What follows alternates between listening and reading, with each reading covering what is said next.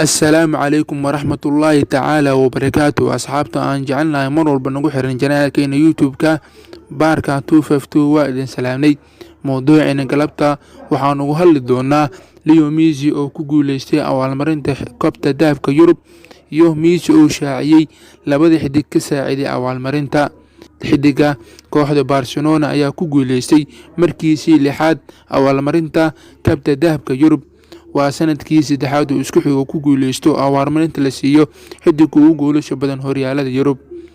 Luis Suarez iyo Jordi Alba ayaa ah labada xidig ee sababta ugu weyn inaan awaalmarintan helo kooxdeeda la'aanteed hal awaalmarin kuma guuleysteen. Awaalmarintan waxaa iska leh qof walba waa mid aqoonsanaysa qolka labiska. koobka Champions League waa mid u gaar ah sanad walba waxaan doonaynaa inaan ku guuleysano laakiin waxaan ka warqabnaa in La Liga uu isna muhiim weyn noo yahay.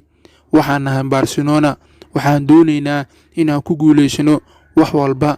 sidee ayuu kula guuleystay kabta dahabka Yurub kabtan Leo Messi 2019 iyo 10 wuxuu dhaliyay 34 gool 2011 iyo 12 wuxuu dhaliyay 50 gool 2012 iyo 13 wuxuu dhaliyay 46 gool 2016 iyo 17 wuxuu dhaliyay 37 gool 2017 iyo 18 wuxuu dhaliyay 34 gool 2018 iyo sanadkan 2019 wuxuu dhaliyay 36 gool.